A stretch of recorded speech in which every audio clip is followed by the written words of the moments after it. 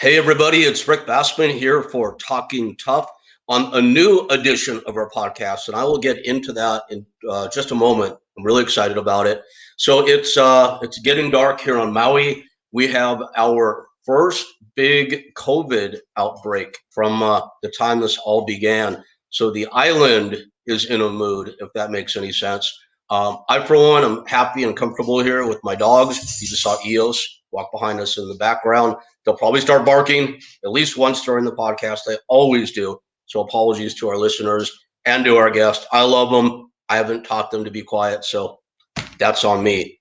So we are now about 11 months and 70 shows into Talking Tough.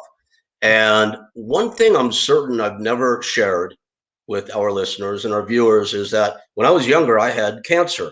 I don't hide from it. I just haven't had occasion or a reason to bring it up on Talking Tough.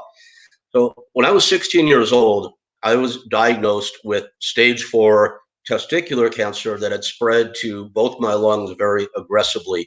And that started the way I look at it, or the way I looked at it then, at least, a different perspective now, is 3 years of like living hell on this earth. 4 major surgeries, countless really high level poisonous chemo that kept me hospitalized. Spent about 600 nights as an inpatient in the hospital over those 3 years. And it was, I'm going to tell the whole story in a different part of our podcast and on the Talking Tough website.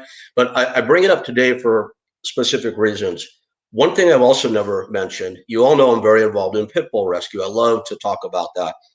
I've been in a very, very informal and only informally, I've been for lack of a better term, a cancer counselor for, gosh, over 20 years now. And all that means is talk with people who are going through it and share, what they call in the anonymous programs, my experience and strength and hope. And what I think I got that right. So I love to be able to help people if I can. It's like helping the dogs that we love. It's even more amazing when you can make a difference for a person. So that has helping people with cancer and their families in whatever way I can has really taken on a whole nother life in about the past half year. We got very involved in outreach and connection and talking with at least one person worldwide daily. And I've found them for various cancer support sites. And it's been really an amazing journey. I'm loving it. Because of that, the brain's always working on business ideas. It doesn't feel like business. It feels like personal passion.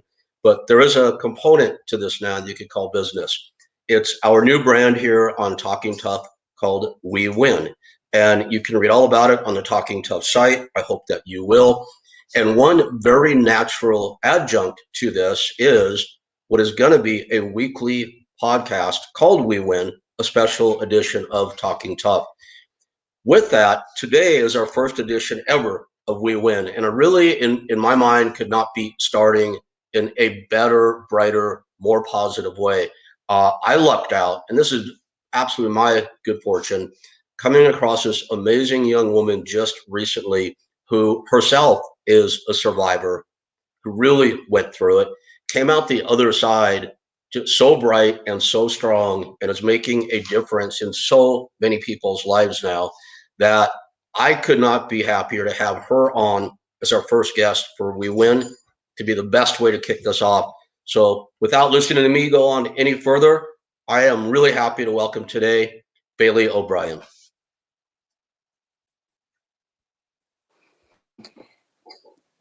Thank you for Hey, Bailey. Rick. It's a tremendous honor to be here on your show and to be the first one. I'm sure whoever comes after me will be better because the first is the worst. But I'm truly humbled by your words, and people have gone through much more difficult things. When I look back, I'm just so grateful to have had, like you said, good fortune that I made it through and I'm alive. And that was, the stage 4 aspect of my cancer journey was actually just about 10 years ago now. I just passed the 10-year anniversary of my stage 4 diagnosis. And it just took me on a wild ride. And it was actually my second recurrence from cancer. I was originally diagnosed when I was 17 in my first semester of college. And I went through, that was really shocking to me. I was like, what the heck? How did this happen? I had a mole on my right temple that looked funny, and I had it biopsied, and it came back as melanoma, which is the deadliest type of skin cancer. I took a Mhm. medical leave of absence. Um, you know, it was weird. I was, just starting college, but I was under so much stress, from sports, um, you know, social pressure and academic pressure, that for me it was kind of like almost like a relief. So there was positive in that, even in a cancer diagnosis. And then it recurred 2 years later. I was getting, regular PET scans to make sure that there was no recurrence, but it turned out that there was. And this was, shortly after a breakup that I had with my boyfriend. And it was a really stressful time. And I'm a very much a relational person, and I'm very sensitive. And for me, breaking up with my boyfriend felt worse than actually having cancer. I remember texting my mom, telling her that, and so it was really, emotional. And then, stress plays a role in cancer development. And I don't know what kind of role it had in my recurrence, but the Yeah, recurrence happened shortly. I want to interrupt. I'm so sorry. I'm so rude. I always interrupt people on this, so I apologize. That's But great. I want to seize on that for a moment. Yeah. So you were diagnosed twice. You had Mhm. you just explained that to us, and it wasn't lost on me that right before you said you were diagnosed each time you were experiencing a lot of stress. And Mhm. you're now saying you don't know what role stress played in that. I mean, we can't know with any degree of certainty, of course, but I want to ask you: do you know why you got cancer? Was there? Oh, you lived in a rough environment. It's in your family's history. Was there a reason given? Mm. Well, my doctors said, we don't really know why. One of the doctors said you have fair skin, you burn easily, and your eyes and your hair are a bit lighter in color. And the people who have fair skin, freckles, they have a higher incidence of melanoma. So I do believe that Hmm. played a role in it. But Okay. again, Okay. there are lots of different factors in life that influence, disease processes, such as your environment, Mhm. environmental Mhm. toxins, the things you put in your body, the things you put on Absolutely. your body, and And stress, of course. I've come across so many people in my travels that know, at least have been told exactly why they got it for some of the reasons you just mentioned. So I want to say something to you because I know you help people with their brains and their emotions, and I want to see what your reaction to Mhm. this is. Like I grew up in a very clean environment as far as this, the water and the air and whatnot. There's zero family history for me, and I went through what to me at least were some horribly stressful times right before my diagnosis. And I'm convinced now, Bailey, all these years later, and this hit me about 10 years ago, that I gave cancer to myself. How does that Mhm. strike you? It's not funny, but I was just talking to a friend a day or two ago about the power of the mind. And I was telling my friend that, I remember I was little. I was maybe middle school, and I didn't want to go to gymnastics because I just, I didn't like it that much. And I think I prayed and I asked God to give me a headache because if I had a headache, then I wouldn't have to go. And I developed a headache. And so me that I had a headache that caused the headache, and praying too, I guess. I don't know if God would give me a headache if I asked for it, but Right, um right. yeah, it's the mindset is powerful. The placebo effect is, I believe, has about a 30% impact on, It whether can work on, you believe you're going to get well or you believe you're not going to get well. You know, you yeah, have a it greater can work chance on both of sides, actually. right? Because I believe it Yeah. works on both sides. Nobody will ever convince me otherwise now that I did not caused my own cancer. I don't blame myself for it. It's okay. It's my responsibility. I should say I don't live in recrimination about it. To me, it's more of a light bulb going on than anything, because I also very much believe the opposite is true. And you touched on that. We can create miracles with our own brains when it comes to our health and our disease as well. I know that's something that you believe in your work, or at least I think that's the case. Is that right? Hmm. Yeah, just with your belief matters a lot. Um, and we've seen this with the placebo effect. Research, and there was a story of a guy who heard about a miracle cure. I haven't looked at the or read the story recently, but I think he had cancer, and this miracle drug, he started taking it and he started getting better. And then he found out, there was news that it was actually a bad batch, and then he actually became sick because he thought he got a bad batch. And then he actually died, and it was very clearly because of his body's response to his treatment was completely based on his belief in it. And I Mhm. believe that happens every day, at least to some degree. I know people who have believed 100% they were going to get well, um, and they didn't, but I do believe it's very powerful.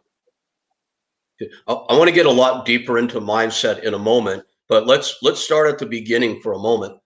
Uh, I know your credentials, so when you talk, I listen. 'Cause I know I have a lot to learn from you.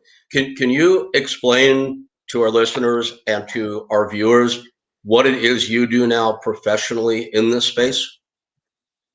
Yeah, sure.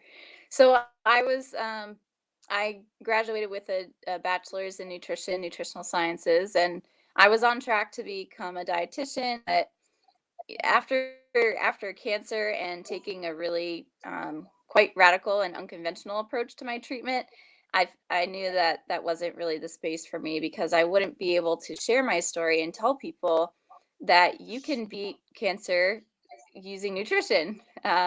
Because as a dietitian, you work under the doctor. The doctor orders the medications, and sure, you can help people with their diet, but even the diet aspect is not. Um, I don't think it's super holistic in it on its own. And it's influenced by different industries. Um, so I'll just take you a little bit through my career journey. I got healed from cancer, had no idea what to do with my life. I had just, found the Lord, and I was like, okay, God, you have my life, you have my heart now, and I want to do whatever you want me to do. I'm just so grateful to be alive. So I ended up, you know, long story short, I enrolled in the Institute for Integrative Nutrition's health coaching course, and I graduated from that and got my health coaching certification. And then I bumped into Chris Wark at a conference. Chris Wark is a stage 3C colon cancer survivor who he had surgery for his cancer, but he forewent chemotherapy, and he did a radical, like, whole life change with his diet, supplements. He did, some IV treatments like high dose vitamin C, and you know, prayed and journaled a lot and forgave a bunch of people, asked for forgiveness. Um, and so Chris interviewed me for his blog, and once that went live, I got hundreds of emails. I remember I was in the back of a van on my way to a retreat, and I was trying to keep up with my emails and answer them. Um, and so that's really how I got started coaching people with cancer. I help them with, what information is out there, what people have healed from cancer, what have they done to get well, Mhm. and what have people done who have your specific type of cancer, what have they done to get well, and what are the theories behind it, what's the philosophy, what do you think you need to do to get well? Because a lot of times, following your intuition is in Dr. Kelly Turner's research on radical remission. People who heal without, a conventional explanation of it, or when either they didn't have treatment that should have, statistically healed them, or they had, they tried conventional treatment and then it failed, and then they did something else and they healed. And so Dr. Turner's research found nine factors that were common among people with cancer. um, they were both physical and mental, emotional, spiritual. And the one that was, the mental part is following, or spiritual is following your intuition. And I believe that that's, that plays a role significantly, because there's a gentleman I was working with who, this just keeps me humble, because there's a gentleman I was working with who had stage 4 melanoma like me, but he was in a much more difficult scenario. He called it his Smarty Cake liver. The cake, the birthday cake with the sprinkles in it. It's all Hmm. in there. Um, so he had a ton of, like, innumerable tumors in his liver, and then throughout the rest of his body. And I said, here's what I did. When I was diagnosed with stage 4 cancer, we researched what would work for melanoma, found toxins, which had a 60% 5-year survival rate in inoperable melanoma, and the Gerson therapy, which had a 39% 5-year survival rate in stage 4 melanoma. And if you combine those, that's pretty darn good, compared to conventional um, uh, studies and treatments. And that's, we still have that information. It's still applicable. I think that would be a really good path for you. And he said, well, he prayed and felt compelled to go to Germany for treatment and do a diet that was different than the Gerson diet, one that was lower in carbohydrates and higher in fat, and not including that toxins, which had the 60% 5-year survival rate. And he had a miracle.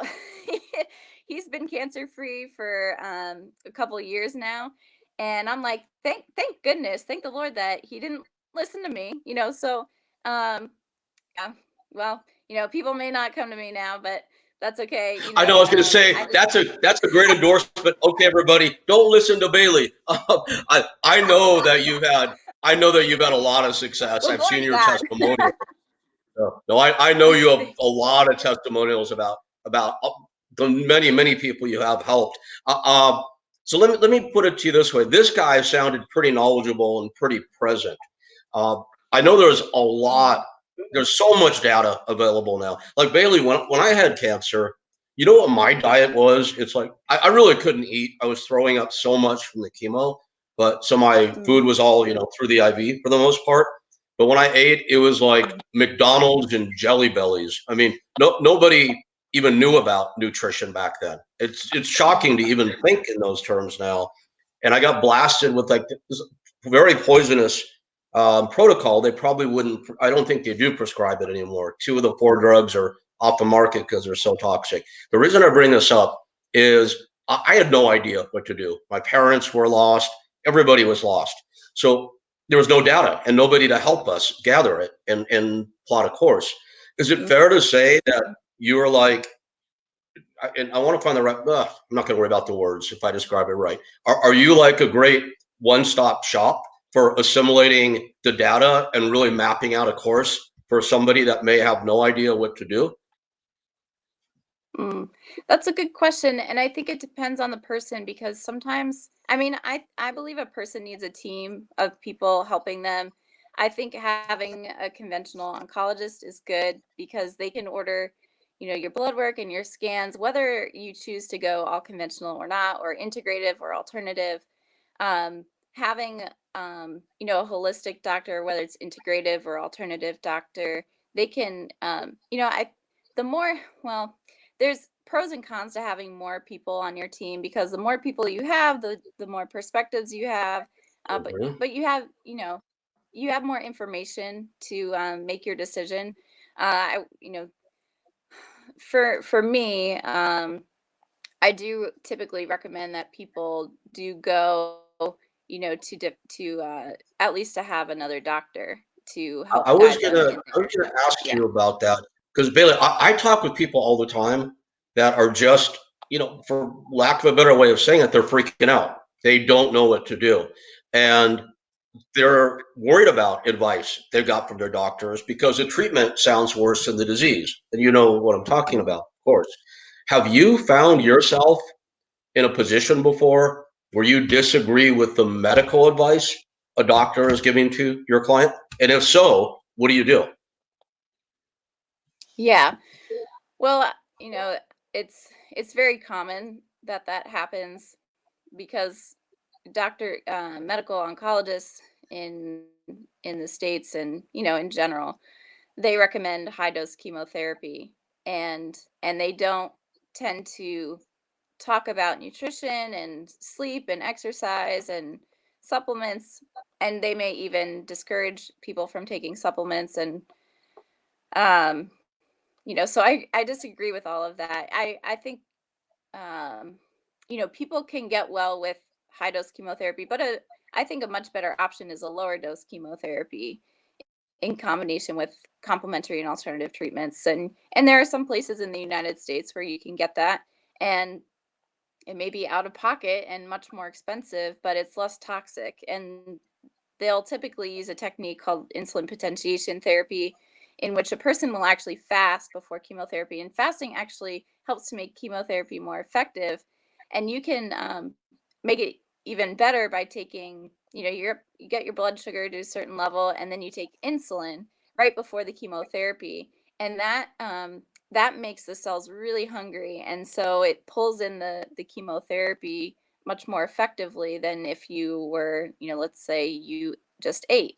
So that helps to make the chemotherapy, spare you from some side effects from the chemo, make it more effective, and you know, just be better off than you were with high dose. So, And no, then, I hear you. with Okay. yeah. Have you found, okay, so you're in these situations where you're with a client who has been prescribed a typical high dose chemo protocol, and I'm painting a scenario which may or may not have happened, and you don't agree with this. Mhm. Have you been able to successfully guide a client through a different version of a plan than a doctor may have laid out for them? Or do you feel like you have to go with what the doctor has advised? Oh yeah, I think a lot of the people who come to me, they have already heard about the alternatives, and they're willing to do something different. Some of them Okay. do. Either they finish their course of high dose chemotherapy, or they add you know people change it all the time. But yeah, they a lot of people do forgo it. Sometimes they go to a different country for treatment, and sometimes they go to an alternative clinic within the United States.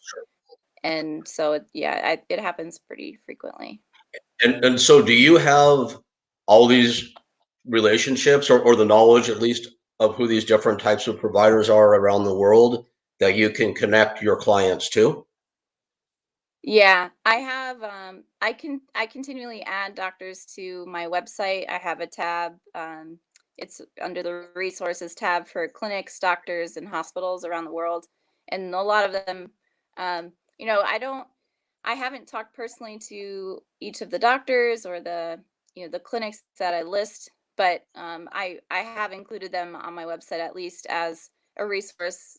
Let's say somebody wants hyperbaric oxygen or high dose vitamin C, you know, they can look through my list. And then there's also um, a list of lists at the bottom of that page, A, also with other a list of websites that things. list Okay. yeah, So, integrated all doctors. right. So here's what I'm wondering. How much can somebody put their self in your hands? And here's what I mean by that. So, like, all right, so I'm 59 years old now, and I've said, I went through another huge medical deal from 2013 to 16. I don't know if I told you about that in our conversation or not. It wasn't cancer related, but it was a second near death experience. And it started with infections because of my back surgeries, and went to double kidney failure and two strokes and all that fun stuff. And I was on my own during that period of time. I had gotten addicted to narcotic pain pills because of the pain. I became kind of a DICK because of that. And I disassociated from everybody that I knew. So I was on my own. And I remember how unbelievably exhausting it was to have to be my own medical advocate, to have to be my own scheduler, my own researcher, all that sort of thing. So somebody comes to you exhausted and fearful. Can you guide them top to bottom? Yeah, I can. I believe I can. There's I always see myself as kind of like when I got the stage 4 diagnosis, my mom and her friend were doing the majority of the research. I was 20 years old. I was just trying to not go crazy, and so I was hanging out with my friends a lot. Just keeping my mind off of it. And I said, whatever you find that looks good, send it to me. I'll look at it and I'll make my decision off of that. And so that's what I do. I already have a pretty good body of research to people. And then, I do a bit of additional research for each person. And then, you know, I help guide them through, answer questions about different treatments and things here and there.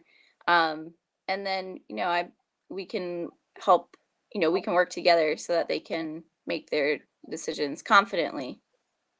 Okay, cool, good. That's I understand the value. That's gotta help so much. So you were diagnosed. You were sorry. How old did you say? 20? Yeah, the second time I was 20, or the third, Second time. second and third. Yeah, All right. And the first time you were 17? yeah. Okay. I'm just wondering if you remember that you're quite obviously a very intelligent person. In my life, 17 was like 10 lifetimes ago. For you, that wasn't that long ago. Do you remember if you can take us through what your feelings were when you first heard you were given a prognosis, a survival prognosis of a certain amount of time, is that right? At that time, they my oncologist actually believed that I would be okay because I was young and I was athletic. I was, by God's grace, I was on a varsity athletic team in college. Um, but I didn't know what to think because it was skin cancer. So I thought, it's on the skin. Does it really go inside, like deeper into the body? Will I need chemotherapy? Am I gonna die? I just um, I guess in my favor, I didn't know much about cancer, Okay. because if I had known more about melanoma specifically, then I might have been like, oh, this is really bad. But You were I never mean, you were never given you were never given a death sentence necessarily then. um, initially I was not, but later on I was, essentially. Okay, and Yeah, that was your the second time second around when you were about 20 then. Yeah, so it came back, Okay. I was 20, and they, at that time they said there was in my records, the doctor wrote that there was an 80% chance that it would come back within the next 3 to 5 years. And he told me it would likely be life-threatening at that time. And so Okay. I believe that I probably had 3 to 5 years or so, plus or minus a couple years. And then 2 weeks after I finished my treatment, I felt a lump under my chin. It was melanoma, and then the scan and it was in my neck, lung, and spine, up to 7 tumors. And then, Okay. I didn't know this at the time, but my doctor told my mom that I had 7 months to live without treatment or 14 months with treatment. And Okay. so that was like, um I couldn't it was like I couldn't even stand being in my own body at that point. Um the hopelessness, it was overwhelming and Okay. really, Um, really this, hard. this is what I'm, and this is emotional. I can see that, and I hope it's all right to go there. I warned you, right? That I'd want to get deep with you, Yeah. and you know, you deal with this every day in your line of work, and I want to ask you about how you work with people that are going through what you went through. If this isn't too heavy, and I'm just going to be transparent and a little heavy-handed here. What I want to Mhm. really try to give our listeners a sense of is describe the first time you thought that you had a death sentence. What did that feel like? Well, you know, honestly, it felt like I was trapped in a cage. I was in my dorm room. My mom and sister had come up to my school to tell me the results. And my mom told me I should sit down. Then I knew, you know, uh, at least a hint of what she was about to say. And she said it was, the scan confirmed the tumor under my chin, and then, you know, up to six others in my neck, my lung, and my spine. And I didn't qualify for the treatment that my doctor was so excited about, that was up and coming, that, you know, could help me.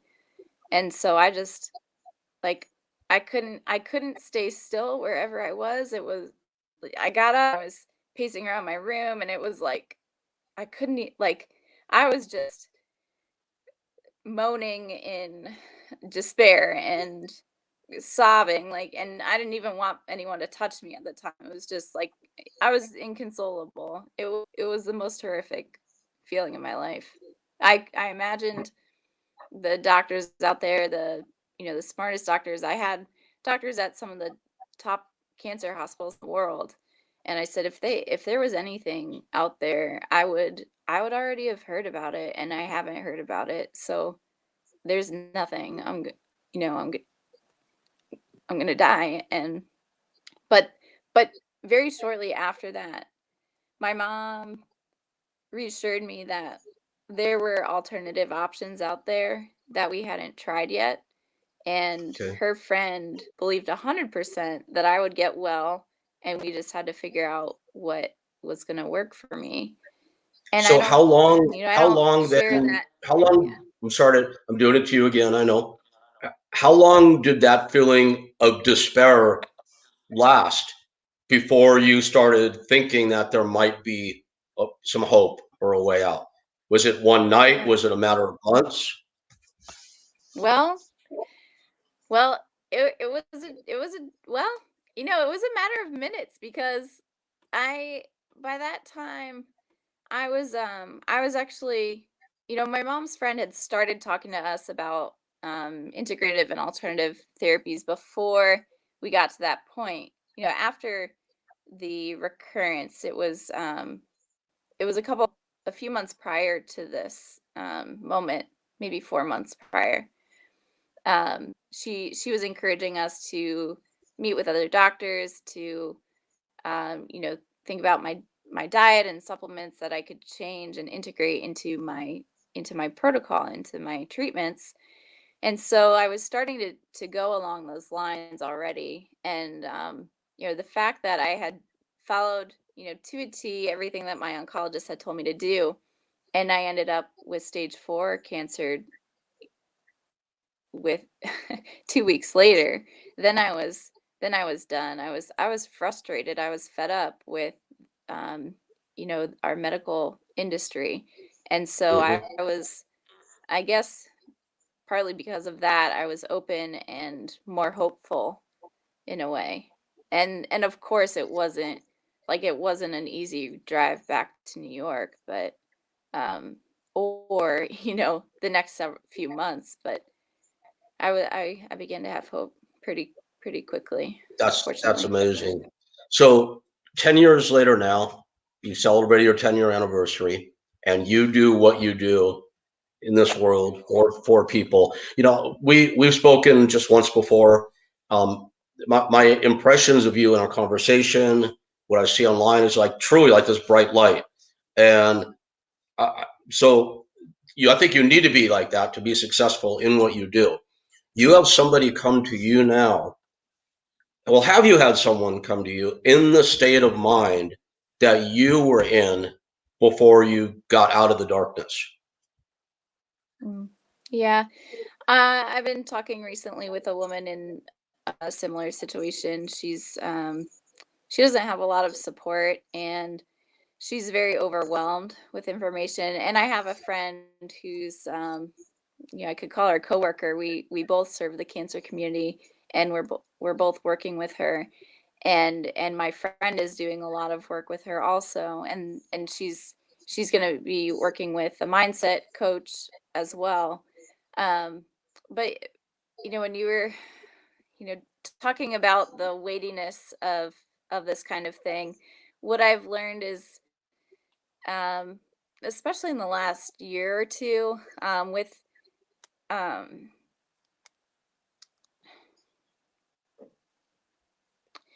my sister getting a pretty crappy diagnosis um, of an autoimmune disease that um, is often terminal. Um, I just, I don't. It's like, you know, God, God. In the Bible, He says, "Cast all your anxiety on Him because He cares for you." And I'm, I'm blessed to have some friends who are very, very positive and joyful, and just seeing them, like seeing their attitude has helped me grow through that process instead of thinking about all the negative all the time. You know, God, in Philippians 4:4, he also says, "Rejoice always."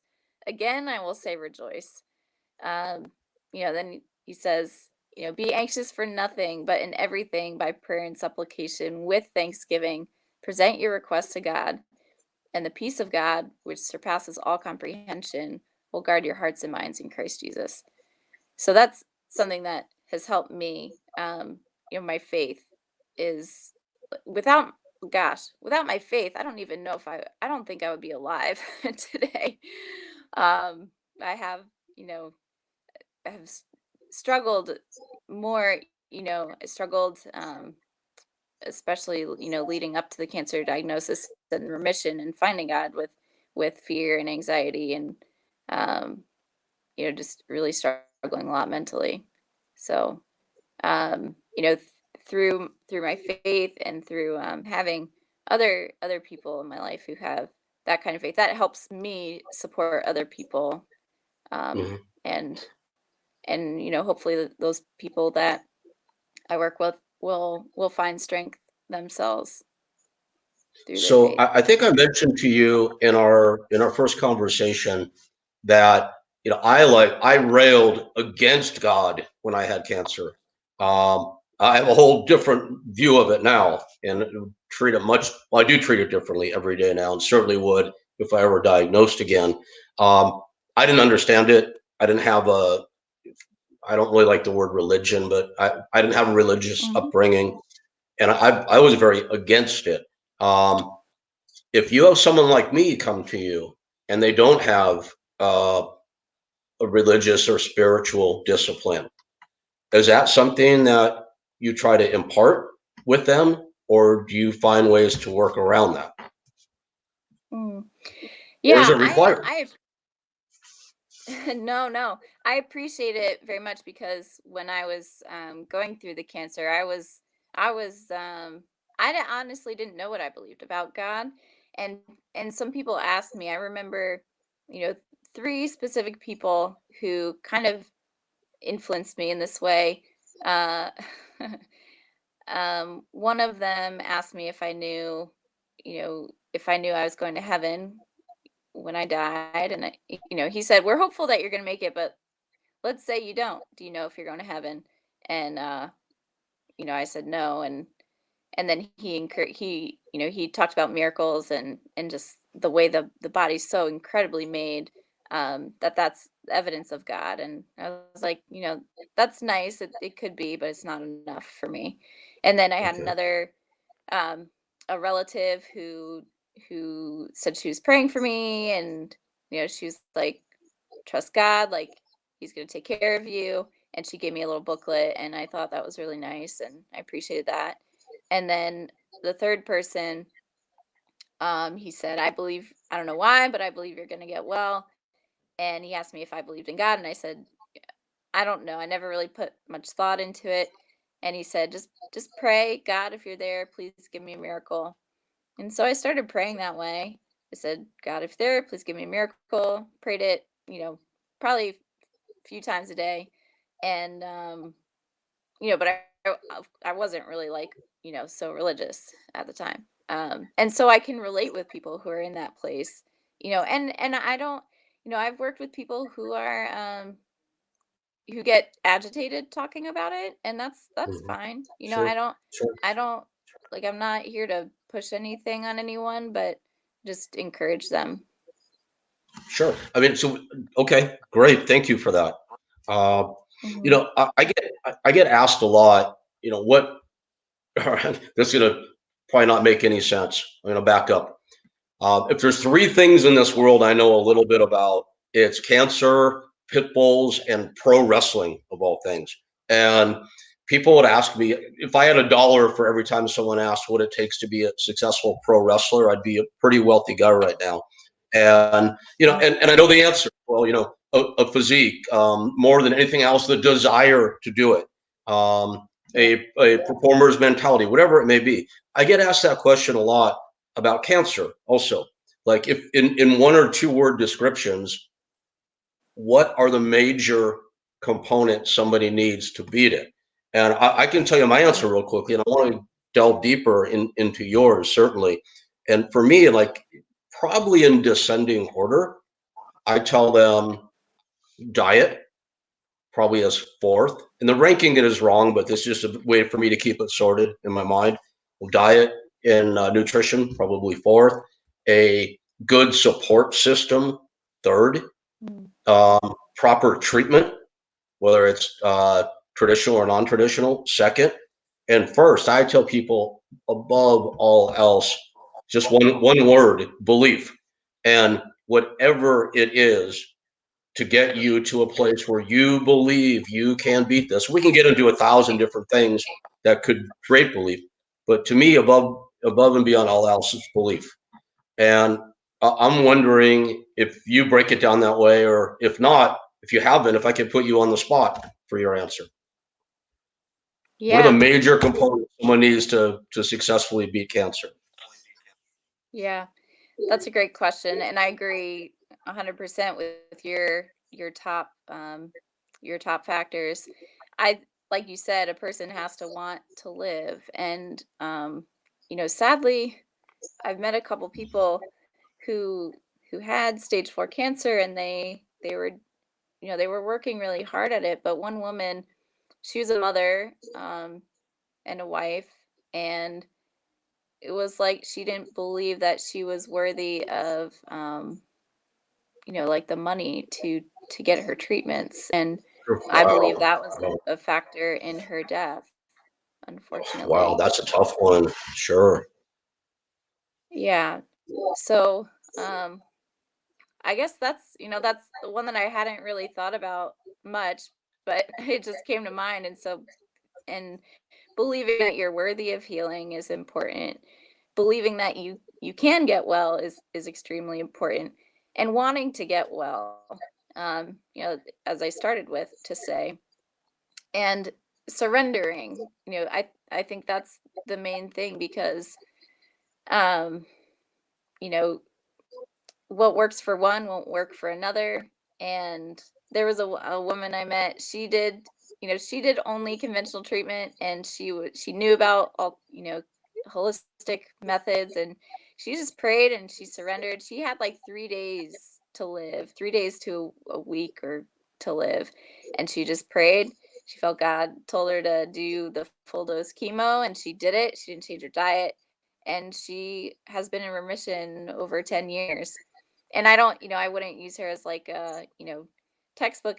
Well, she had a good thing going for her surrender and prayer and listening for what God was telling her to do. We hear more and more of those stories every day now. I'm a believer. I'm definitely a believer now. And you mentioned the word surrendering. A word we hear so much in our world is battle. I'm battling cancer. I'm sure you hear the word, that B word, all day, every day. Is it is it a fight, or is it better to be looked at as something that is an opportunity to be in harmony, Mm. or is it a combination of the two? Yeah, I think it's both, because I remember specifically when you said battle, that I wrote the night that I found out that I was in remission. I had been taking these treatments at home, and I would write down my temperature after getting after getting an injection, because I would often get a fever from it, and I would also write down the dose of the medication that I got, and I wrote um that this battle is won, but the war is not over, because I had to continue fighting for my life, even after that, because, medically you can't see every cancer cell in your body on a scan. And so my scan showed that there was uh, probably nothing there that was cancerous. But I knew that I had to maintain this treatment protocol for a while in in order to make sure that it was a durable, long-term remission. Um, and I think, well, peace, peace comes from surrender, but also that could be taken as like, oh, I'm sick, it's God's will for me to be sick, and so I'm just going to go with the flow. I don't think that's the best approach to take. um but believing that there's a purpose in it is important. I believe in having peace with that. That's a positive thing. So like everything else in life, it's a balance, and it's almost like choosing your battles, knowing where you want to exert that energy, and knowing where you want Yeah. to do it, I suppose. Then. And so you, again, I just have this impression of you like just being like the brightest, and I would say bright, I don't mean intelligent only, but light, like a light being. Oh. Were you always like that, or is that something that happened in the course of your experience with all this fun stuff? that's very that's very kind of you to say. Well, I think I had some tendencies to be, I guess, well, relatable, in a way, even though I didn't really fit in my high school. I was certainly not like a popular person. I was like nerdy and geeky and you know all that good stuff. But it was really after cancer and after wanting to know if God was real and if he had heard my prayer and answered it, healed me. Um, when I decided to trust that Jesus was who he said he was, that he had died on the cross for my sins, and if I believed in him, I would have, this eternal life. And just knowing that um, I was, if I accepted him, I would just be good with God. There's nothing I could do to separate myself from him. He'd have me, and he would love me eternally.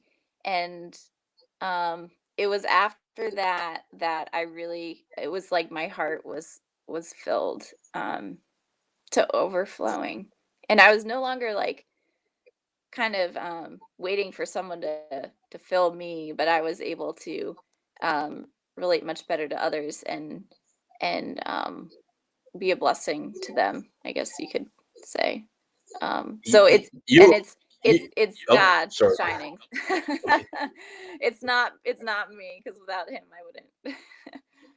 You were voted the meanest kid in your graduating class, weren't you? I know the truth. Right. Yeah, I only now aspire to be like you when I grow up. So there you go. Oh, That's thank you. beautiful, No, I beautifully aspire said. to be You aspire to you're be amazing. like me when you get really old. Is that what you're gonna say? All right, you guys. And I No, I told you think the dogs would start barking at one point, like clockwork. There they yeah. go. Guys, Oh, the give more the Daddy a merrier. break, please. We're on live here. Let me Hey, let me puppy ask you one. therapy. Animal. Yeah. I'm Go ahead. sorry. Okay. Yeah. Let me Oh, let I me was ask saying you one puppy more. therapy. Oh God, you said dog therapy? Yeah, They, yeah. they are the greatest therapists on this planet. They're major pains in my butt, but and right on cue, right on cue. All right, Wilson, say hi to Bailey. But I certainly Oh. love them more than anything. This is vicious pit bull number 3 here. That's who this is. Okay, buddy, go back down. Let let me ask you one Aw. more.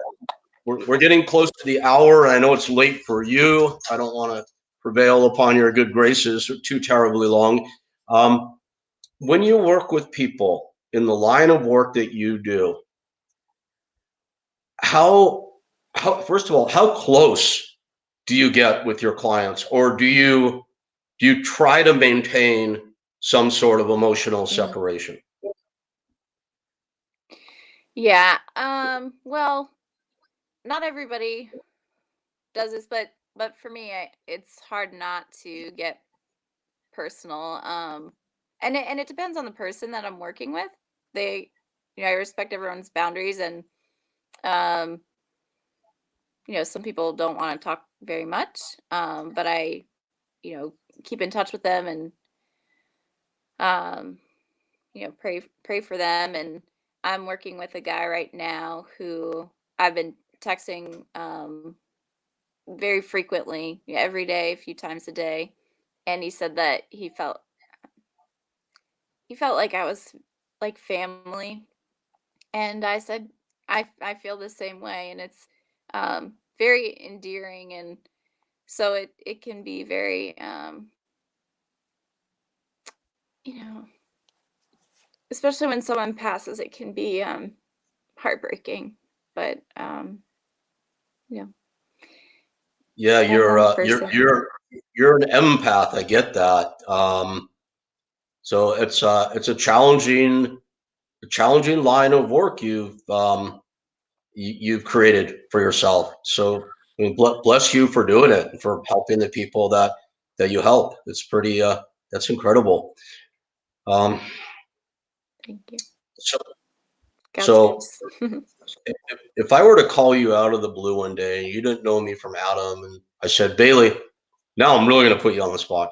And I said, Bailey, I Mhm. got your phone number and I was just diagnosed with this stage 4, and I know I'm going to die soon, and my life is over, and that's that. This will probably be the last time I ever talk to anybody, but I just wanted to call.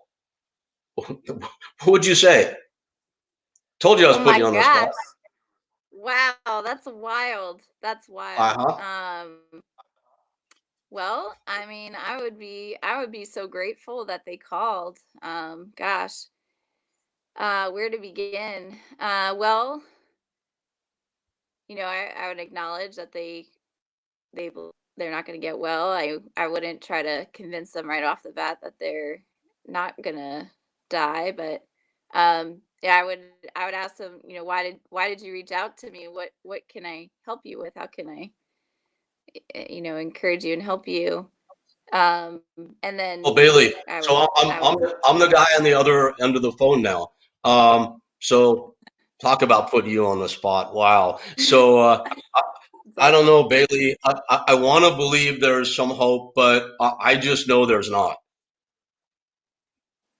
Well, I would say that's very interesting because you're talking to a stage 4 cancer survivor who's lived 10 years past her expiration date.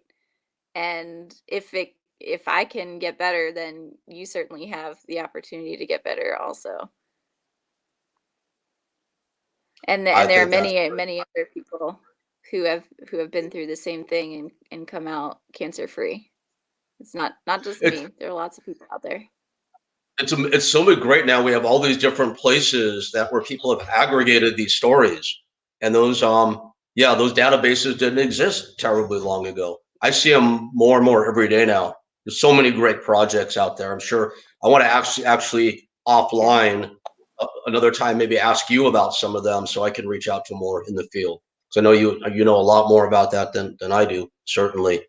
Um, wow, it's been so great talking with you, Bailey. It really has. I'm glad we have connected. For people to learn more about you, you have your website, of course, and Mhm. we will when we release this, your website URL will be all over this on the graphic. But for people that are listening by audio only, what is your Mhm. correct URL, please, for your website? Sure. It's just BaileyO'Brien.com. Bailey is Bailey. O'Brien is OBRIEN.com. So BaileyO'Brien.com, and that talks about on your website. It talks about everything you do professionally. I know that you also have a Facebook page that you're pretty active with. Where do people find you on Facebook? Yeah, my for Facebook and Instagram and I think LinkedIn also, it's at Bailey O'Brien 330. So facebook.com/Bailey O'Brien 330, Instagram.com/Bailey O'Brien 330. That's funny. All of And that my for I'm sorry, go ahead.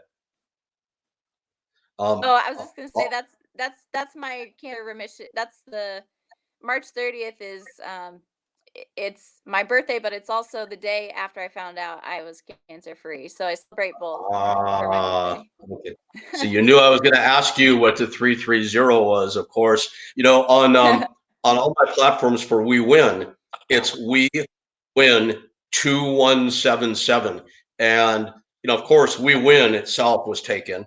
So then I started entering all these different numbers that has significance to me, like 330 does for you, and they were all taken. So Facebook Oh, suggested 2177. I'm like, okay, I guess that's it then. So I don't have the magical numbers like you do, but that's cool. And oh. where else?